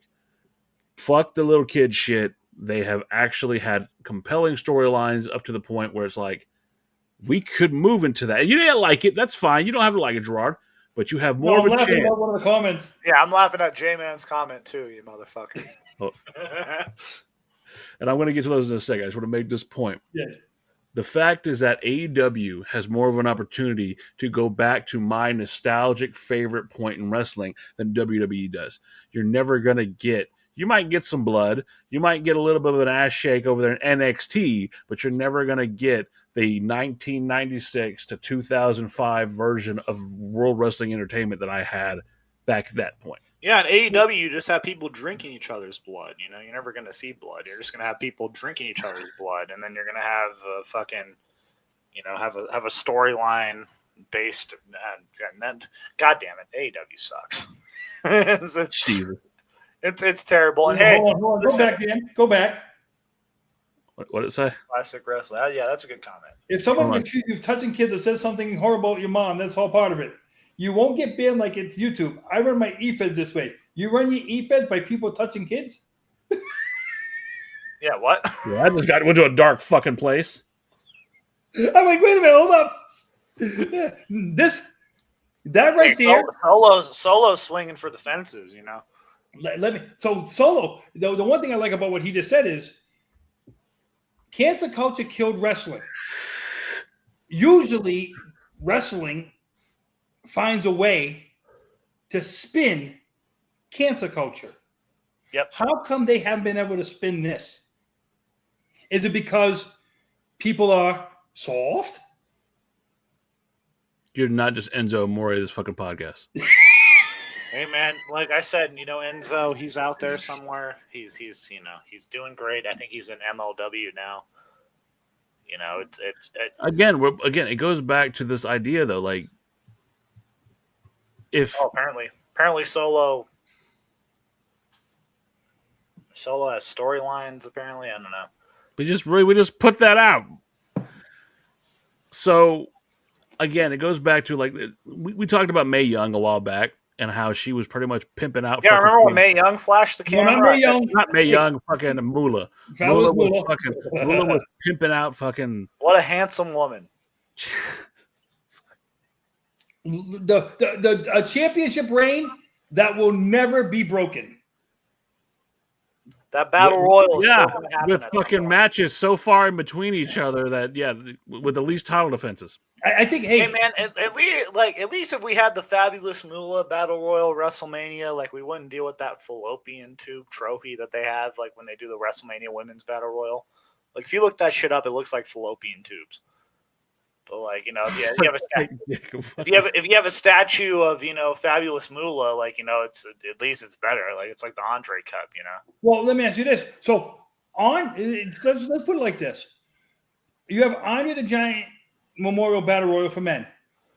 Should they have a China Memorial Battle Woman? I was always saying they should call it the Sensational Invitational for Sensational Sherry? Because my question would be because the women revolution to me started with China. That's when it started. Because she made it okay to be a masculine person.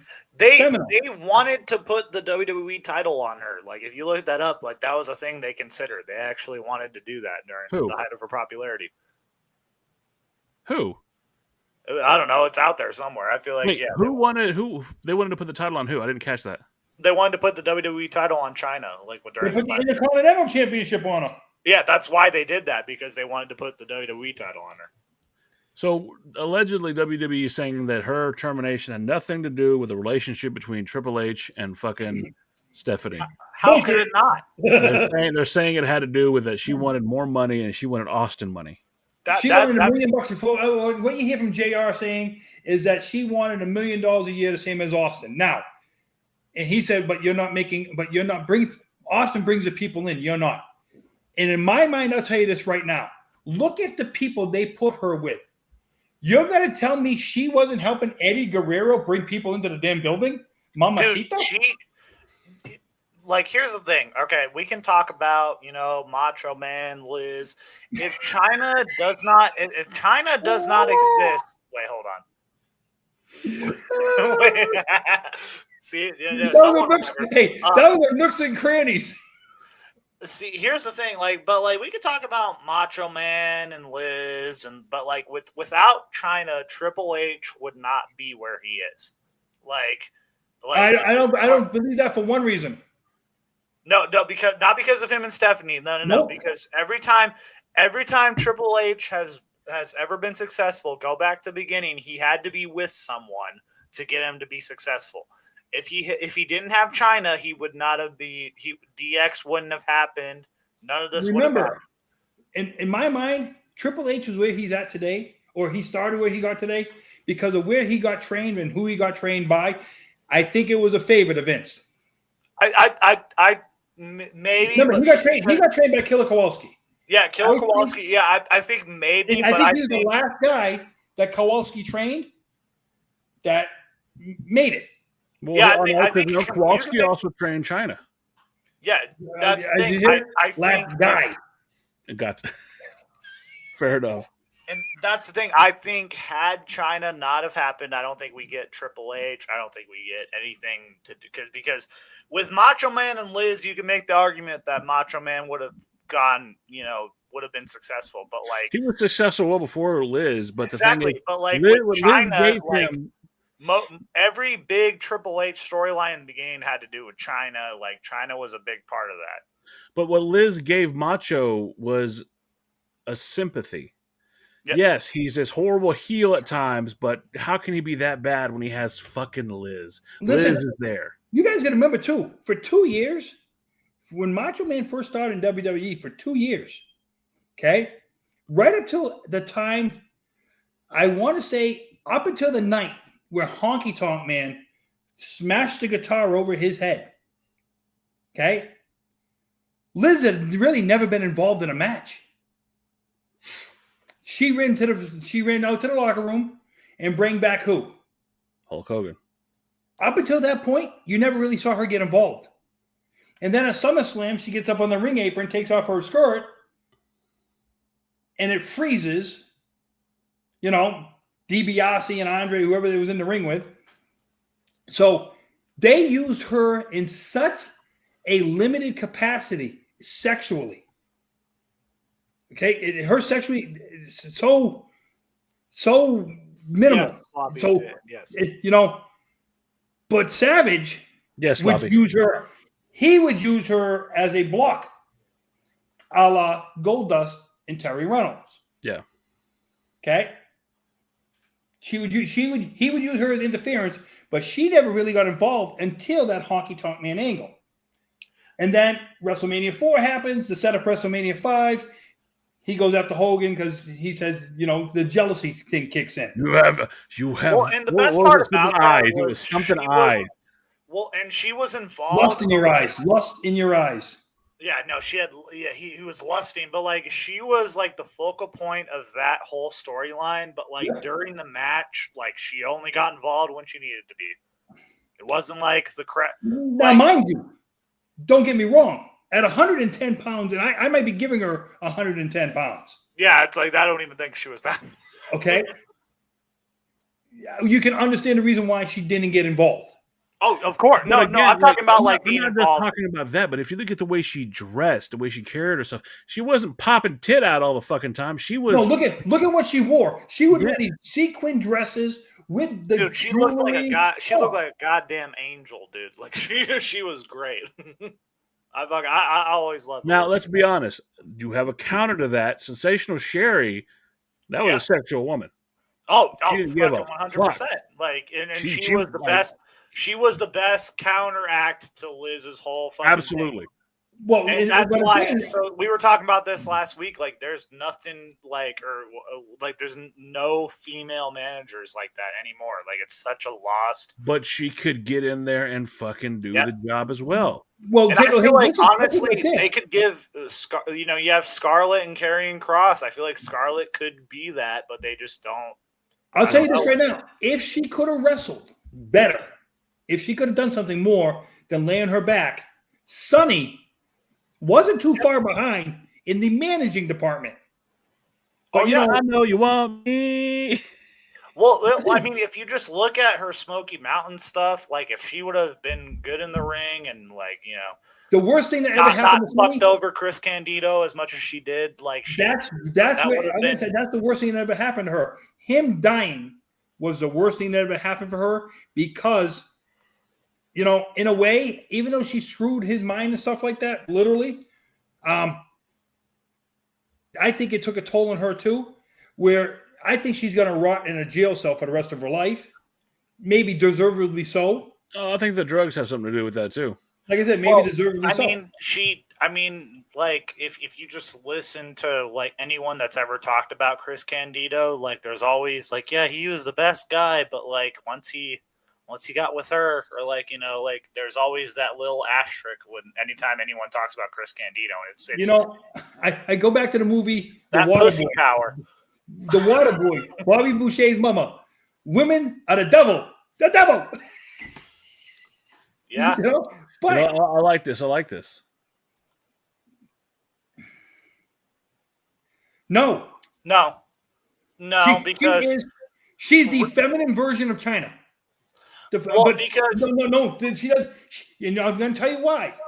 They are protecting her right now on the manly side because when they do, and they open her up to go against Dom Mysterio, that's probably going to be the only time they open her up for the manly side.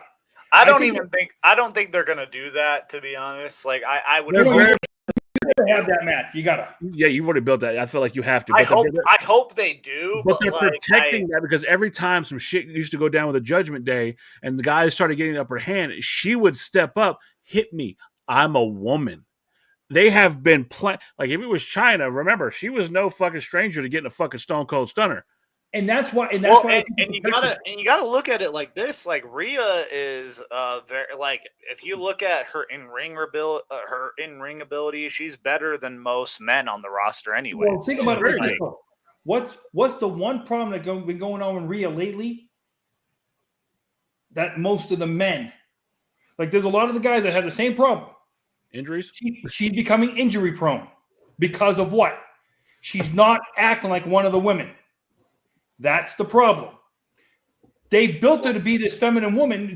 They built it right now to be a feminine woman, but they got her. But she's also a damn good wrestler, So she. And like I mean, take this with a grain of salt. This is okay. Well, before you jump to that, hold on, Jacob. Before you say that, and I'm going to add to that point. They're making sure that she is a woman, and I can tell you how far they're going with that because hell, even Nia Jax took the RKO. So there are some women in there that they're letting the men get tangled with. They will not let another guy touch Rhea Ripley. Well, here's the thing. They're not going to have, Roxanne Perez go out there and, like, try to square up to the men, right? So, like, so with Rhea, like, and Rhea, like, she like even came out and said she was like, oh, I'm wearing shorts now. Like I didn't want to really like. She's like, I kind of was self-conscious wearing shorts, and then now they fucking put on their TikTok account of her giving a stink face to Nia Jax, and like, you know, and again, they did another thing with broke the damn internet. She broke the whole internet with that, and she was. Well, she also broke the internet when she had the title, and she had those fucking shorts right up her ass. She turned around, and looked at the camera. She knows. Oh, she just smacked her ass. Yeah, her ass. Yeah, and she was, and she's just kind of looking at it like she's just like, hey, I never realized that like the fan, like the way she comes across when she does the interview, she's like, hey, she's like, well, the fan, she's like, I didn't think of myself in that way, you know, and but like, I'll tell you who is. I'll tell you who is getting to that point, and they need to bring her back from it. Liv Morgan. Yep. They need to bring Liv Morgan in because if you bring her to a point to where, because what is she using right now? She's almost using sex to sell. That's what she's almost using right now. Well, so, and Becky Lynch during the Rhea Ripley feud, like Becky Lynch was like, oh, I want to be a real champion. I don't want people to talk about my ass. And like Rhea Ripley, like, you know, oh, everyone's just talking about her ass right now. And it's just like, oh, and like people are like, well, it's clearly a storyline. But I'm just like, man, I'm like, Becky Lynch isn't really like, you know, known for talking about shit like this, you know? And the one thing I hate about that is Becky Lynch right now is living. She's a one-trick pony right now to me, only because she took a punch the wrong way and blew up her career. If that punch never happens, she's still coming around to steampunk shit and not getting over. That's the problem. Okay. Now, at the Royal Rumble, if AJ Lee comes out of that curtain and Becky Lynch comes back, I'm going to tell you this right now. Becky's not going to get the reception she thinks she's going to get. That place will go ape shit crazy for AJ Lee. Absolutely. But that's the thing about AJ that made things just so. What's different now compared to, like, let's say back in the day when you had a Mae Young and you had a Moolah, those are hard women. Let's just call it like it is. Hard women who didn't have a sex appeal in their day, but they can. What was AJ's gimmick? She was crazy. You bring up autism earlier. Her gimmick was, and now mind you, AJ Lee, through things of her own, she's always had a certain kind of deficiency. I don't remember what she called it. I don't know if she had bipolar or something like that, but she does have a real life personal struggle with something. I can't remember what she calls it. But I'm saying is, when you do stuff like that, you get out there.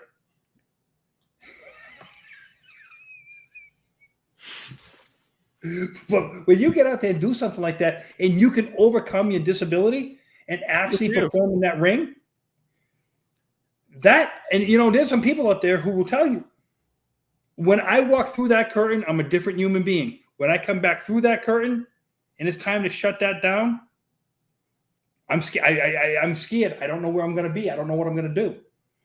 But when they walk through the curtain to that ring, it's like a switch. They just turn. It's like they're living their fantasy land. And speaking of that, I just got to let you guys know, because we got doing a wrestling thing, I actually went and saw Red One last night with Dwayne Johnson. Did you get your money's worth? It was a very interesting take on Christmas. And I'll put it to and I will honestly say, I'll give it a 4 out of 5 stars. I'll give it 4 out of 5. I mean, when it comes on regular TV, I'll watch it again. It wasn't a stinker to where I would say, "Oh, it's an airplane movie, essentially." Like, no, it's like I said, it's a screwed up kind of Christmas Carol. I'll tell you that. What the hell is J-Man talking about? All right, you know, you have a fan. Yeah, and I love that. And hey, my like, I don't even have an ass, J-Man. Like, it's like fucking, it's like 2 knees back there. Like, you know, it's like fucking. Like flattest, but hey, we're not talking about my ass tonight, all right? We're talking about fucking. We're talking about Nia Jax. You're saying, Jacob, that's a short discussion. Yeah, exactly. You know, it's like if we want to talk about something big, let's talk about Nia Jax's ass, all right? The fact that Nia Jax, that'd be a night-long discussion. Well, the fact that the best option for women, like the fact that Nia Jax is a champion right now. But she's been doing great. You know what? And I know I give a lot of shit Has to Nia she Jax. been though? Like, Yeah, she's been so much better in the ring. I believe her as this dominant champion. She hasn't hurt anybody, which is a sad fucking state of affairs when you have to compliment let me ask you somebody this, for not Dan. hurting anybody. Hey, why do they have her in that position? well, I Why? can. You're asking Dan. Nepotism. Huh? Yeah. Nepotism. Huh? Because See? her brother or cousin or baby daddy or somebody is The Rock. That- And here's the thing: like, we just now, like, we're talking about nepotism. All right, we just had the announcement officially that Lance Anawahi has been signed with WWE, and he's been signed since last year, and so has Hikuleo. And then we have Journey Fatu apparently coming in, and then we have all the like, and you want to talk about nepotism? Yeah, the Samoans, the bloodline is running. I don't know what we got Wednesday Addams here. I don't like. If y'all are just joining now, y'all missed out that we were paying tribute to the greatest WWE ECW World Champion of all time, Do-Rag Vince McMahon. Yes. As you can see, fucking Jacob still has his on. Are you you really going for it, Gerard? I contributed. Shit, man, I got to get my North American. By the way, if anyone wants to send me an inquiry for the North American title, I'm putting it on sale. If you guys want this, come and get it. But you make a valid point. You make a valid fucking point. Nia Jax, Tamina, who's just apparently been let go, possibly that she's not on the fucking roster page anymore. She was still there. Yes. Is that because she's The Rock's fucking cousin? Probably. Well, if Tamina's going, I think it's because she has I think her daughter or son or whatever like that, they might be teenagers now. She might want to be home with the kids now and stuff like that. And by having the freedom to not be locked in, that can do you expect her back at some point? Yes. And I'm going to give you the reason why. Nepotism. Tamina retired, okay? Don't think she retired quietly. Whose daughter is Tamina? Well, I think she was sick of fucking rookies coming up to her being like, "Hey, did your dad really do that?" No, you put it like this: if Do you're what? if you're Do making what? What did he do? Listen, if you're making your contract, it's not that big of a deal. Okay, well, what about Natty Neidhart? She resigned though. I know, but I'm saying, why is she still there? Well, they need her there for her husband. I'm convinced that Natty reached like a point in her contract where they're just like shit. She acquired all these points. Her husband. It's like Dave and Buster's, where you get all these. Is that a form of nepotism? Her husband. No, of course it is because. Yeah. Well, and also like Natty is a part of the Hart family, and exactly. If you want to look at anti-nepotism, hey, look at Teddy Hart. Teddy Hart. By the way, Teddy Hart had an ass, man. Teddy Hart had all. You're talking about the guy who had all the nepotism there. Like he had the sign. He still is the youngest guy to ever sign a developmental deal. He signed when he was like 16 or something like that. He still is. We're talking about the same dumbass that kept jumping off the fucking ropes because they told him he was going to blow up. Yeah, like Jim Cornette. He's like, motherfucker, by the third time he moonsaulted off the fucking cage, the fans were just kind of cringing. And then by the fourth time, he was getting up there, and then he moonsaulted, and the fans were like, what the fuck? And then he brought out his fucking stupid cats. He's out there with his fucking cats. If Tyson Kidd wasn't a producer, I think Natty Neidhart would have been gone. Are you sure?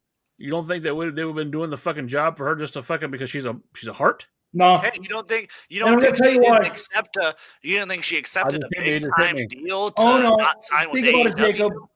Natty Neidhart would have left WWE. AEW would have signed her, and she would have won the Owen Hart Memorial Cup. Well, I was also going to think that I'm wrong in that because hell, they fucking let go of D.H. Smith.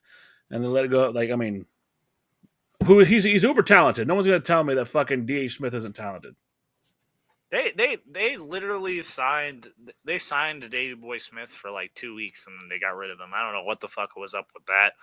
It's nepotism with the Hart family and WWE is such a double-edged sword because fucking Bret Hart hates Triple H and like, you know, the Hart family really kind of shits on Triple H and McMahon. So like, I would love to know what his Legends contract is. Who? Bret Hart's. Yeah, Bret Hart. He recently signed a new one. Yeah. What is it? $100,000 a year? $200,000 a year? Listen, and then he still has the freedom to do whatever he wants. Yeah, because he fucking shows up in AEW randomly for fucking whatever. He hasn't shown up since Martha got there. Because they signed him to the Legends deal. You can do anything else, but you can't be on TV. I think for another company. No, Brett hasn't showed up on AEW since Martha. Like once and Martha. There's still that beef there. Well, of course there is. Yeah, because you know, I don't want to. This ain't the issue to get into that, but yeah, no, that's that. Just look that up. That's a whole can of fucking worms with Martha and Brett. You know, it's like. Well, I'll put it like this, okay?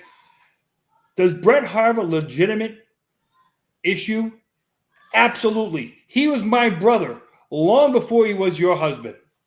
He definitely has an issue there, and I will always believe family. Family, and, you know, for years, she said she didn't want to do nothing for the money. She has sold out her husband's name because he never wrestled at all in AEW for the money. Because she must have blew through all of the $18 million that she got paid. And she... like on that Dark Side of the Ring, she was like, well, Owen's legacy wasn't just wrestling. Like he cared about more than just wrestling. Show me something he's done other than wrestling. Show me what else he did. Could there be something to wanting to stick it to WWE and give this to AEW? No, that's totally what it is. That's 100% what it is. But it's like when you're the same company and you have Darby Allin fucking rappel from the ceiling and like you. But Dan, it's like, well, to look at anything, to look at Owen Hart wrestle on anything other than WWE, because you can't see him in anything other than WWE. You have to go through their content to see it. AEW can't show him on one thing other than a gym. They can't show him in any video. So why does it make sense if you can only show a guy in a high school gym before he became famous? What's the sense of doing it to where if you were born after 2000, you don't know who Owen Hart was. You don't know the story behind it. All you're going to ever know is that he was a wrestler who died in the ring. All you ever going to know. And listen, I'll always give them props because they made Owen Hart a playable character in a wrestling game for the first time since the 90s. Like, I'll always give them props for that because that was fucking great. But what did they rate him at? What's up? What's his rating? Well, I have no fucking clue. I played that game for like one day and then I sold it because AEW Fight Forever. But like you have this situation where like Martha Hart's like, I will never give WWE the rights to Owen's name because that was not him and that's this. And you have Owen Hart's son like, yeah, wrestling was not him, and that was all, that was just a piece of his life. And then yet they have this Owen Hart Foundation, and then you have Tony Khan, awkwardly hugging Martha Hart in her weird hats, and then you have like the whole thing about it is just weird to me. But at some point we're gonna have to have a segment on this show called Jacob's Corner. Listen, like we're talking about Tony Khan here. Like this is a guy who admitted that he keeps a fucking photo of Jay Briscoe in his wallet. So like, hey, I will never knock a motherfucker for keeping a picture of Jay Briscoe in their wallet. That was a bad motherfucker. Yeah, but what was he doing when he was alive? He didn't fucking have. I don't like that. I'm right. I'm with you right there. Yeah. So Tony Khan's a piece of shit. But anyways, like it's just you have Martha Hart, promote. I don't believe that. I don't believe that. And I'm going to tell you why. I don't believe that. Let me read it. If the fans back then decided to switch from WWF to WCW after the incident at Over the Edge 1999, we'd still have WCW. There would be no TNA or AEW. I don't believe it. But sadly, the finger poke of doom was the final straw. Fans had enough of Hogan and Nash's bullshit, and they started, and that's why he was too little too late. And you want to know why I don't think that's right? Because Austin and Rock had already taken off. And even more than that, the death nail for WCW, ultimately, Vince Russo. I wouldn't even say that. And it's taken me a long time to really get to a point where I can't blame Vince Russo for everything. Ultimately, it was the merger with Time Warner. They didn't want wrestling on that fucking program. They had a fucking program that was making buku fucking money, and it was the most highest rated thing, but they wanted to be taken seriously. And at that time, wrestling was slowly starting to do this. Bro, I was put in a position, bro. I had my Welcome back, to Jacob's Corner. My back was up against a wall, bro. Well, I had to go left and I went right, bro. All right. You want to tell me, bro, put yourself in that position, bro. okay, bro. I'll tell you this right now, bro. If WCW had taken the $100 million from the NFL to go to Tuesday nights, you might have had WCW last. Because the NFL... Bro, if we were on Tuesday nights, that would have been a death knell, bro, because Jerry Springer is on at 8 o'clock, bro, and we were on at 8:45. And like, if you had to look at the trajectory of where we were going, bro, it could not and would not happen, bro. No, that's but what I'm why saying is, I though, told Hulk Hogan to go fuck himself on live fucking pay-per-view, bro. That is why Booker T is the greatest world champion in the professional wrestling business. I made that happen, bro. All right. You want to tell talk me he about didn't just say that. 2 times, 3 times, 4 times, bro. Booker T, no. It was 5 times, and that's because of me, bro. All right.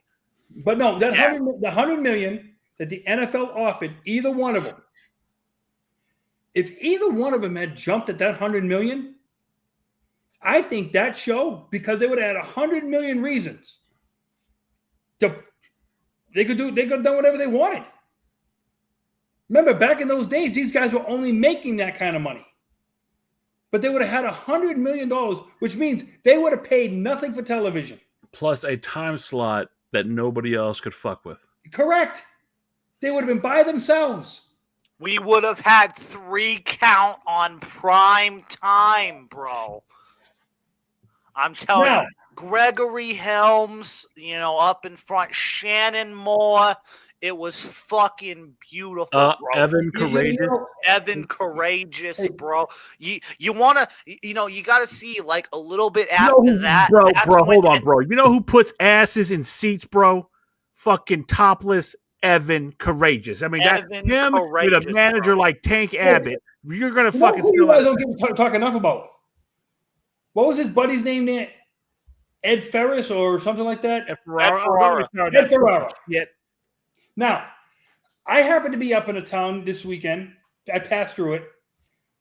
Called Westbrook, Maine. I forgot. How's the lobster up there, Gerard? Very good, by the way.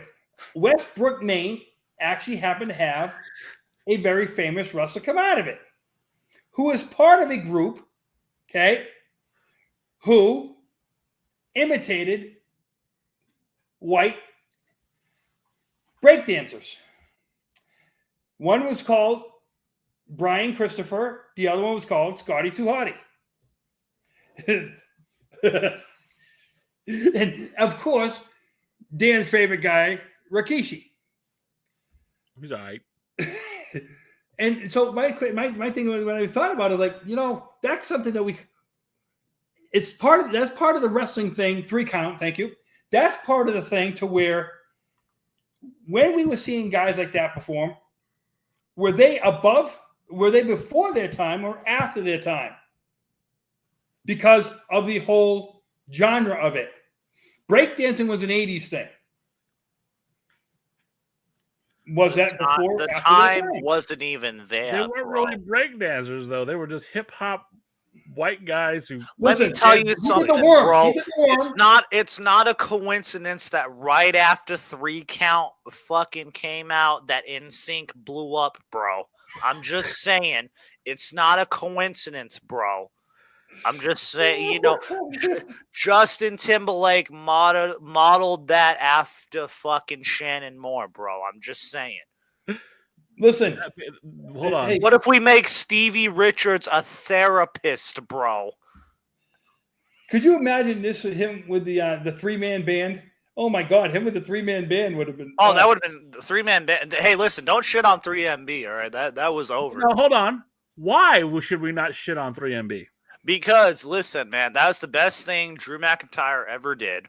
And that is the best thing that Heath Slater ever did. And, you can't not talk about 3MB without talking about, the breakout star of the group, the one and only Jinder Mahal. Because, listen, this motherfucker, this motherfucker, came out there in a turban in front of these 2 douchebags wearing fucking leather suit. He was out there just repping his culture. Man, Jinder Mahal, fucking give him the Mark Twain Award. Fuck, hey, man.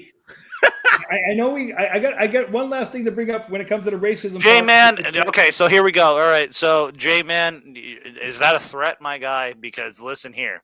All right, I don't know. I don't know what J-Man would probably whip my ass. But listen.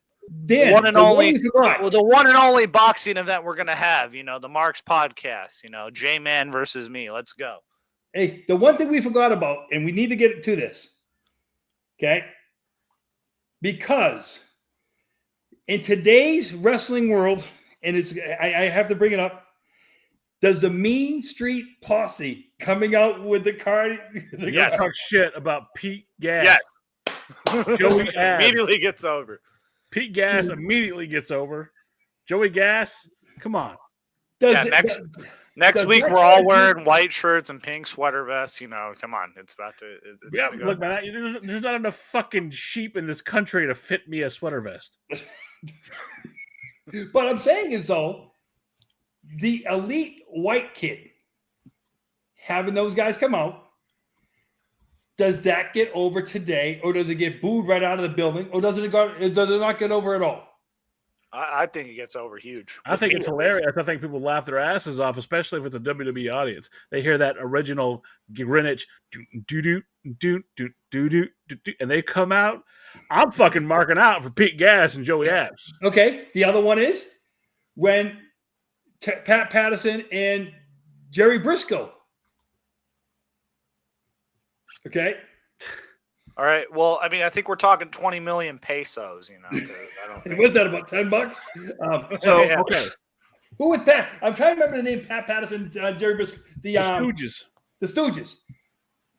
Do the Stooges get over if they're with Triple H? Well, they already did because there was a different. Because Pat would have to get wheeled out, and Jerry is not fucking. No. Well, we already had a new version of the Stooges. We had J&J Security with Seth Rollins. We did have that. Yeah, that was basically and that didn't get over for shit. That did not get over, but hey, man, those 2 motherfuckers took bumps. Joey Mercury and Jamie Noble, were fucking. Dean Ambrose was just marking them off the cell and shit. It was great.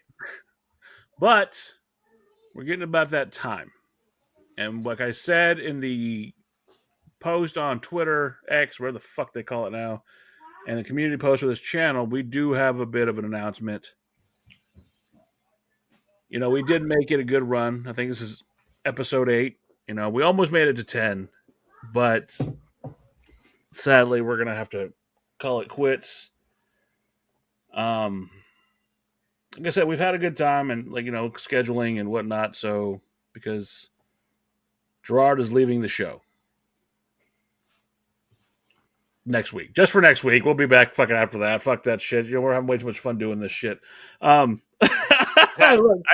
knew J-Man's in there. No.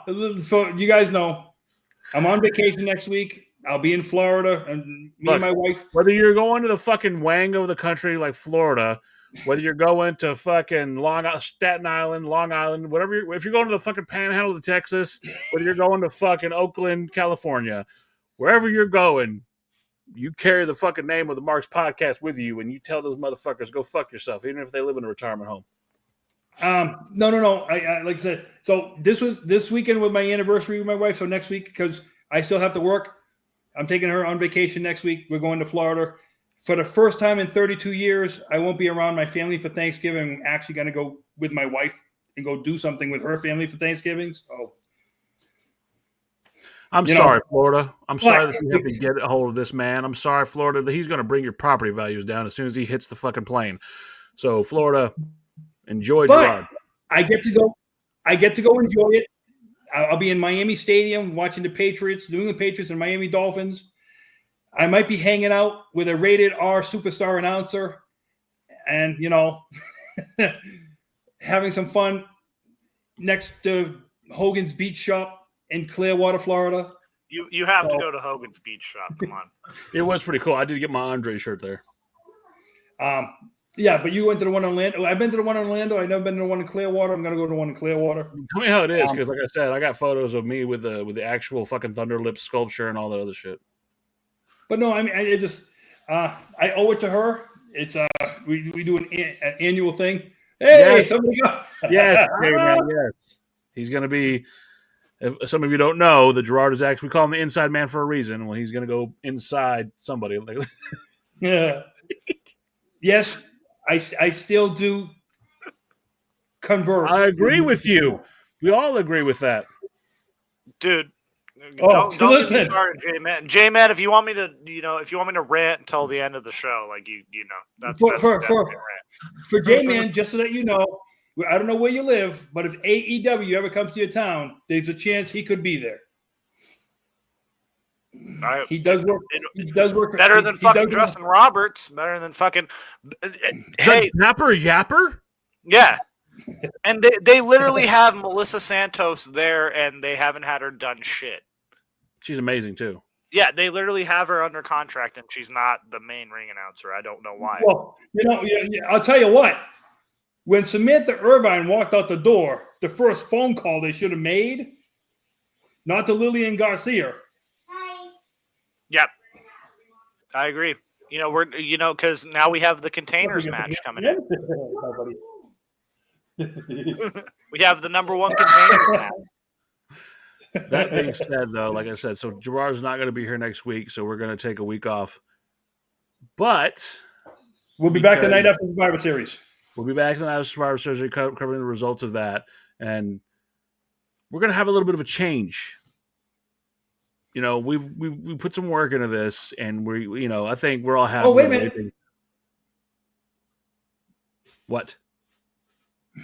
And just so you know, we can review Full Gear also.